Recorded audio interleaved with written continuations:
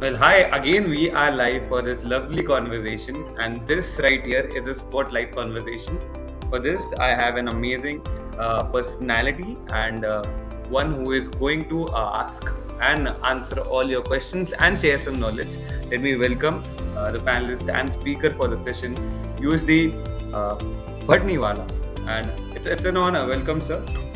Well, the topic is data driven creativity. Well, data driven creativity is very important to make your federation, your organization be more creative, more communicative, at the same time, more efficient.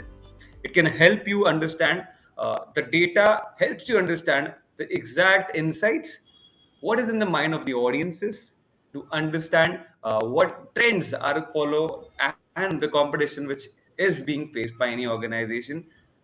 Data is the biggest X factor which your organization can captivate and have a creative goal. And for that, we have a pioneer over here, a veteran in Indian digital media. Yuzdi, he's the founder at Digital Media Marketing Agency. He's also the erstwhile founder at the Tree Communication and Score.in Information Private Limited. Yuzdi specializes in brand marketing and sales. And who better to tell you more about data driven effectiveness? So, without further ado, let me now invite yet again Yuzdi Bharniwala and let's get started. The audience is all yours, Q&A interaction is all yours. Okay, so I hope you guys can see my screen. If at any point of time you guys can't, just kind of let me know. Okay, so I think the whole point, this thing is that usually creativity and data are seen as two things which don't really coexist, right? And usually there's a flux. Most creative people are just afraid of maths, to put it very, very poignantly. But there is a way in which we can coexist, and actually, data is something that can help creativity in a big way. Right?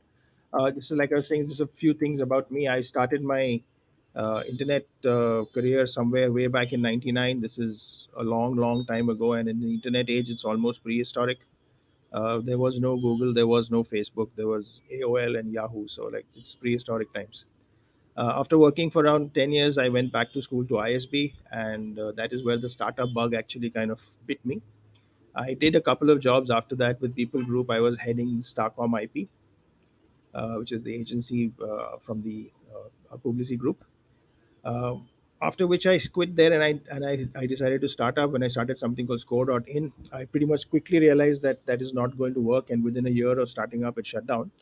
But within that, from those learnings came the starting of what I was doing next. For a while, I was working as an independent consultant, giving advice to friends and family. But then, as the those friends and family became my first clients. But then, as the clients became larger, the team became grew. The team grew. We took the form of an agency, and sometime in around 2015, we had a decision to take. One was either we had to grow by adding more people, or the other one was to grow by adding more technology, and we chose the latter, right? So we chose to develop some technology, and that is where we developed our own machine learning tools, which have kind of helped us get make sense of this thing. And the thing that we call, I don't want to kind of hawk it very hard over here, it's called the market fit. It's in passing, I will explain that later on. So what used to happen in the good old days, right, is when there was a kind of clutter, it used to be visual, right? So there was a whole bunch of people trying to get your attention, and grabbing attention was really the main job of the creative. So on the left, there is a visual of an outdoor, which I think typically you will see in any corner in India. There's a whole bunch of hoardings that come up in the very high traffic, high footfall kind of areas. Same is true for newspapers. Same is true for TVs. Just about every other media. The main job of creative was essentially to get noticed, right? So, and the thing is, it was very large. You couldn't make too many changes. If you made a mistake in the ad, it was very, very costly to rectify. The ads typically used to run for a very long period of time, so you had to get it right, right? So every detail, every blemish, every spot needed to be kind of sat upon, needed to be kind of looked at in detail, and only then kind of the ad would kind of go. So the whole production time, or the time by which the ad came to This thing used to be very, very large. What we see now is a whole different kind of clutter. So the screens are much smaller, attention spans are extremely short, right? Mistakes are forgivable because they can be rectified fairly easily. uh, it's true that the internet content lives on forever, but I mean, it can be taken down, it can be modified, so it's not as costly or damaging as a mistake would be in print or in outdoors. Content tends to be very, very ephemeral, right? So I mean, the post in the morning is dead by the afternoon. But what is different over here is that now you are able to know a lot about the person who is standing, who's going to view, the eyeball that's viewing your content or your ad. Earlier on, if you're on a newspaper, you don't really know who's looking at it, or on the outdoor, you don't know who's walking past your hoarding. But now you know, so you are able to gauge the guy's intent. He has volunteered intent in some way, whether he wants to buy something, whether he's in market or not. You know the affinity for kind of brands and services that he's already looking at. And relevance, of course, is known by the search thing, which is probably the most known, most popularly known by all of us. So in this kind of scenario, we a different kind of creative is required. So we don't require creatives, which are going to be take time to make. There's a lot of production value that goes into it, and these kind of creatives tend to be looked at now like, these white elephants, which we really can't afford to have. So we need workhorse creatives. So we need a whole bunch of creatives which are going to be very hardworking, deliver quick results, and they typically do just one job.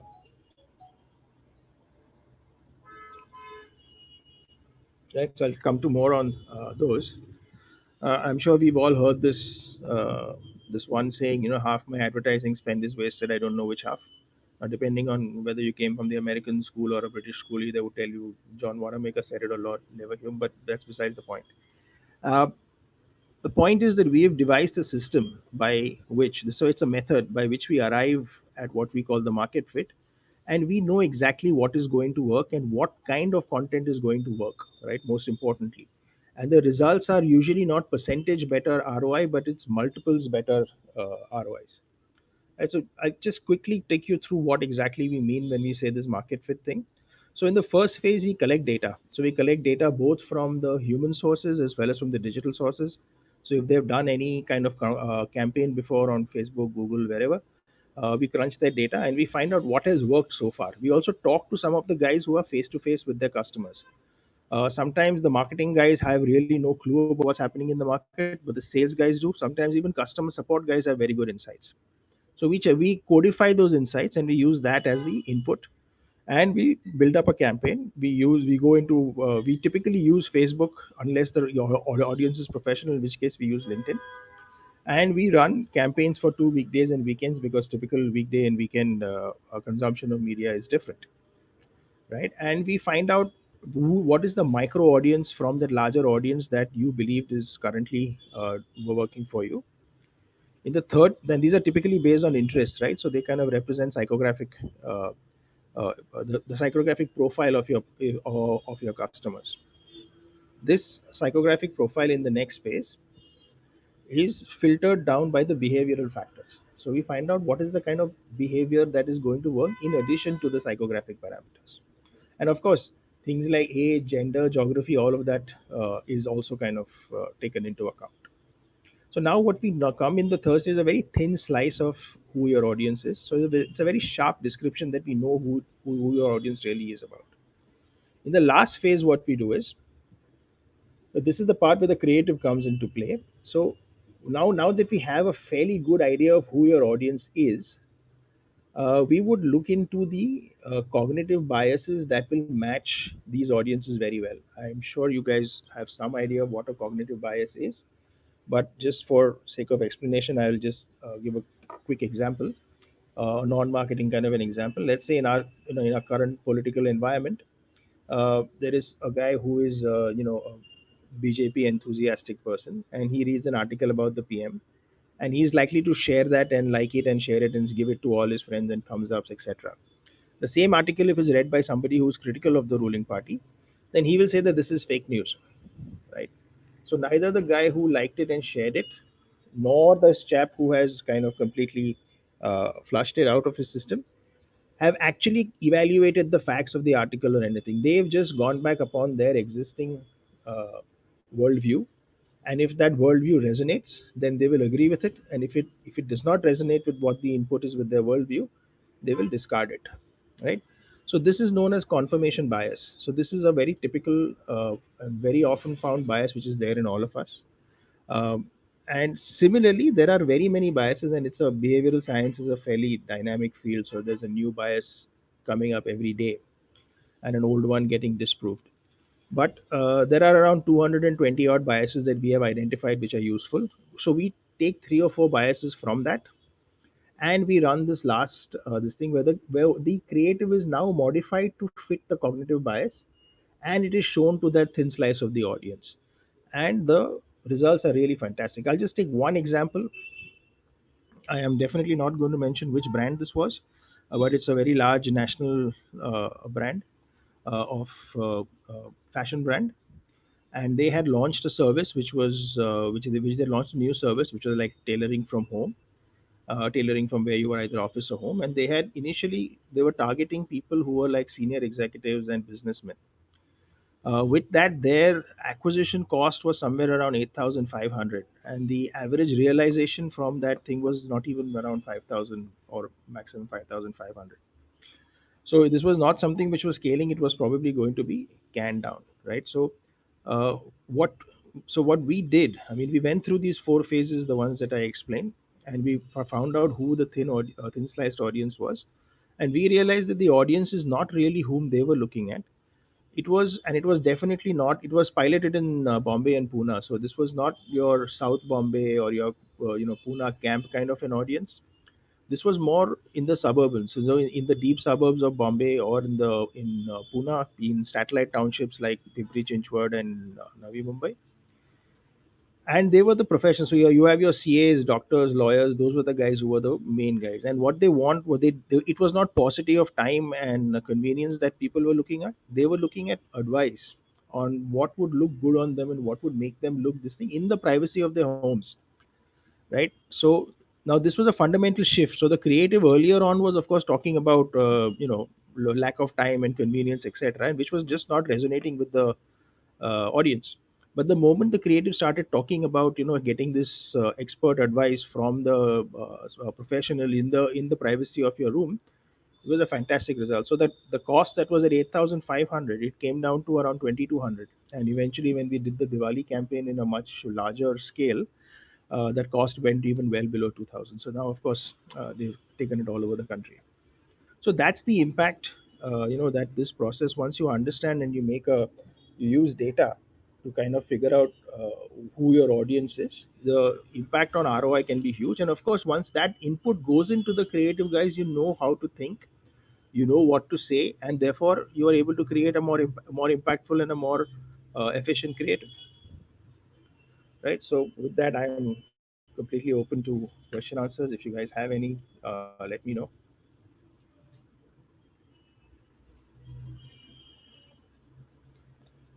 How do you usually set your experiments? Manan has asked me about how we usually set our experiment. Okay. uh, so Manan, the way we set about these experiments, like I explained, we use certain statistical tools. So in the second tool, there is something known as a PB matrix. It's a time-tested uh, statistical tool that kind of helps you find out what are the best combination. If you have, so for instance, if you have 11 different combinations, and if you want to find out what is if you have 11 different factors, so in our case it is different interests, and you want to know which combination of these is going to give you the best ROI, the only way that you can really do that is by doing 11 factorial combinations. 11 factorial is an extremely large number. It goes into lakhs, and there is no way in which you can really test out these lakhs of uh, there's no way you can really test out lakhs of different combinations of ad sets. So in which case, this there is this matrix that is there, which is known as this Plankett Berman matrix, which allows you 11 plus 1 12 combinations. And if you test these 12 combinations, you will be able to find out which one is the one that works best for you, right? So that from that, once you solve for that matrix, and again there is a tool that we use to do that, you will find out which of these 11 interests is really working best for you. Now, the way we choose interests is based on relevance as well as on affinity. Sometimes, depending on the category, you find that affinity works far better than relevance. I hope I don't have to explain what relevance and affinity is, and since we are all from the marketing field. Right. So, based on that combination from these 11 plus 11, 22 different ones, we set up the experiment. We run it for 2 weekdays. So, it's like typically from a Thursday to a Sunday or a Saturday to a Tuesday. And we tabulate the results. And we find out what that is, and then we take it to the next thing where we thin slice it. I hope that answers your question. Does anybody have any other questions?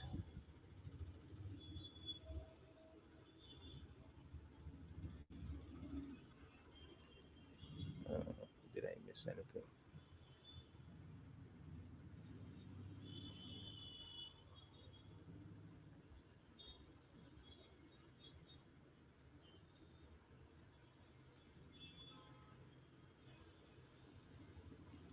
I agree. 11 is too much, but we short. So the Plankett Berman matrix either works on 4, 11, or 23, 35, or 47. So 11 is usually a good compromise number. Oh, these are tools that we've made ourselves. These are proprietary tools. Yes, they're proprietary. How do I decide on what data metrics to measure, track the ROI? Yes. So right in the beginning, when we start, we agree with the client on what is their main objective. So sometimes the objective can be lead cost of, mostly it is cost of lead or cost of add to cart. We avoid taking metrics which typically have a very long lead time to mature, right? So for instance, we are okay with doing sales also, but most sale things which are not from an Amazon or a Flipkart or something like that will take a long time to do, right? So and we have only like all of 6 weeks in which we finish this whole process. So sometimes there's some, like for instance, there is a travel thing we are doing with an overseas client. uh, the process itself takes around 6 weeks for the guy to decide, right? His wife will tell him, etc., etc. So obviously we can't wait for that. So the moment the guy gives anything but a yes or a maybe on the lead, it is considered as a valid response, right? So once that ROI is, so once and then that is the cost of finding that kind of a valid response is the metric that we will optimize towards. So being machine, I don't know how much of maths you guys are comfortable with, but these are like solutions which will maximize one of these this thing, right? So we have to maximize the minimize the cost of acquisition. So any CAC for, so we decide the metric. So it can also be for page likes or it can be add to cart. Any metric is good.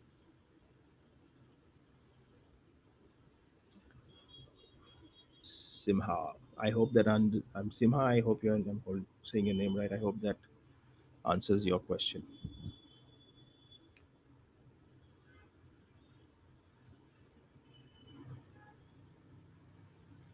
Any other questions, guys?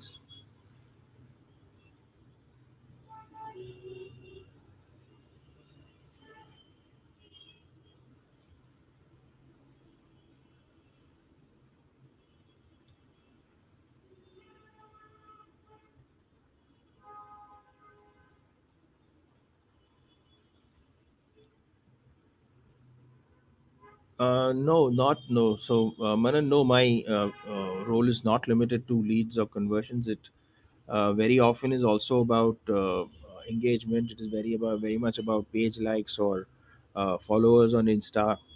It's just anything that can be digitally measurable. We can optimize, and we can find the right audience and the creative fit. What we call the market fit.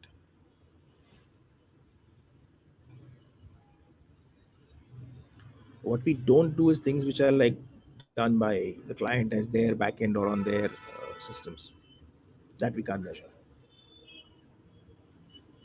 Usually, the conversation feels quite active, and the questions are also very spontaneous.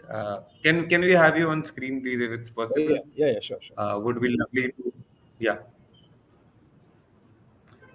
So people around there, folks around there on chat, you've been very active with questions. If you have any other question, I want you all to raise certain good variety of questions so that any of your doubts, any of the experiments that you have done in your own startups in your industry, then you can mention over here and get the proper mentoring and guidance from Yuzdi.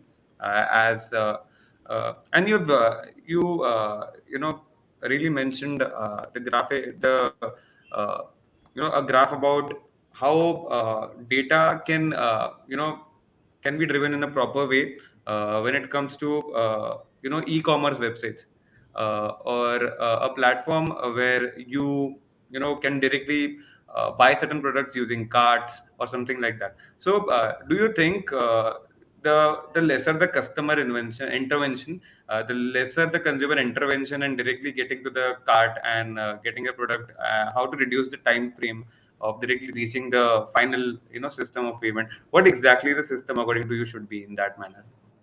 That's what I.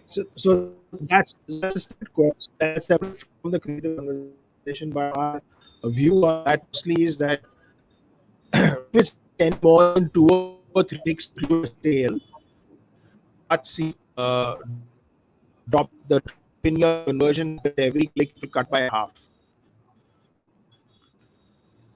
Right. So Yeah. the unless, like I said, I mean, see, the Amazons of the world have that privilege, but we don't. So we need to make sure that in 2 or 3 clicks, that guy is done with what he's come to do. Right. Right. So, you know, as I've seen the chat box, there were many questions. There were the very specific questions, and I know you have answered it. But I really need to highlight the question that how customers avatar plays role in data analysis. Uh, I think this was something that not only one person but a few more people were asking. So, you have any So comments adding to that? that's central to the. Yeah, yeah, sure. I missed a question there, which I'll get to in some time. But to Yeah. answer your question, uh, using data to define the audience is central to the whole process, right? So the first two Yeah. steps that we go through is meant to identify who the customer is and to put that in a manner which is codified, right? So of course it's all about marketing. So you don't know the individual as one. You need it as a collective whole. Right. So the idea is to find the collective whole who's most likely to respond to your communication, and Right. therefore you will get the best. So we'll cut it down on age, we'll cut it down on gender, on placement, on device. Of course, the main thing is on interests. Main thing is on behaviors. So behaviors and interests play a very critical role, and that is the one that makes the difference, right? Because age, gender, etc. These are your fixed parameters as they're called, and the variable parameters stuff. On LinkedIn, the variable parameters are different, where you have professional targeting. On Google, it is about keywords. So the variable parameters change, but the Right. fixed ones are the same. So Exactly. it's very very critical to understand and give a definition of who your audience is before you can get to creative. Of course, you need some creative to start with because you can't obviously show blank space. So Right. yes, something has to be done. So some creative is there based on your gut instinct or what is the last creative that the client has used, and from that we kind of develop it. Well, thank you so much. It was such a lively conversation, and you literally answered each and every questions very thoroughly. There are many questions which, of course, still can be put forward in regards to the same. One last question. I just want your answer in one word, and let's be very like crystal clear. It's just a one-word answer, rapid fire. I can say, which is the best platform according to you, drives the more amount of algorithm and data according to you for any kind of marketing, the best platform. So okay, so that's not a good question to be honest. So I'm going to modify the question a little bit. Uh, Okay. the re- so the reason we use Facebook is two things. One, Okay. it gives the widest of interests. So there is around 150 plus kind of interests. I think it's closer to 200 now.